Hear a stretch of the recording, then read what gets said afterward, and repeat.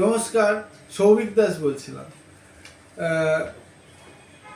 আমার 23 বছর তো এলআইসিতে কাজ হয়ে গেল।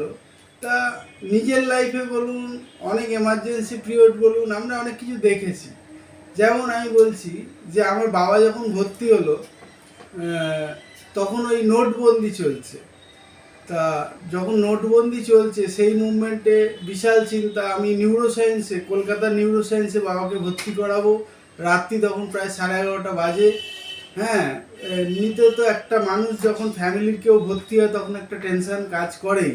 তারপরে আরও বেশি টেনশন যদি আপনার পকেটে টাকা না থাকে। আর নোটবন্দির সময় যে কি হয়েছিল সে তো সবাই আমার জানা।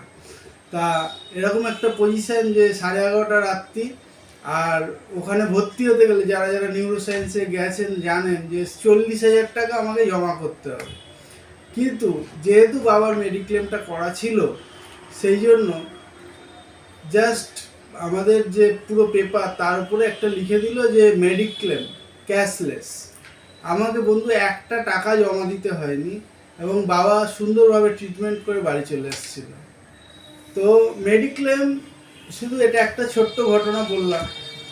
এরপরেও বলি যে আমার ওয়াইফ ভর্তি হয়েছিল।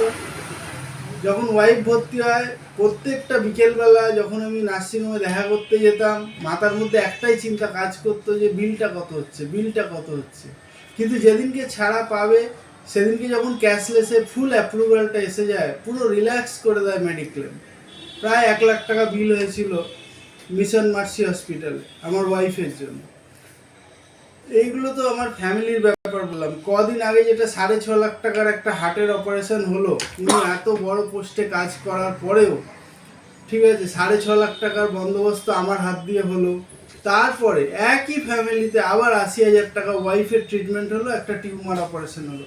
আপনি চিন্তা করুন, একটা ফ্যামিলি যদি 6.5 লাখ টাকা একবার বার করে, তারপরে আরও 40,000 টাকার ওষুধ খায়, তারপরে যদি আবার ওয়াইফের কিছু হয়, সেটা কতটা প্যাথেটিক হয়ে দাঁড়াতে পারে। তো মেডিক্লেম নিয়ে আর দেরি করবেন না। আপনার নিয়ারেস্ট যদি কোনো এজেন্ট থাকে অবশ্যই কল করবেন। আর যদি কাউকে ভালো না খুঁজে পান, তাহলে আমার সঙ্গে ফোনে কন্ট্যাক্ট করবেন। আমি ফোন নাম্বারটা আবার বলছি, 9830688175। নমস্কার।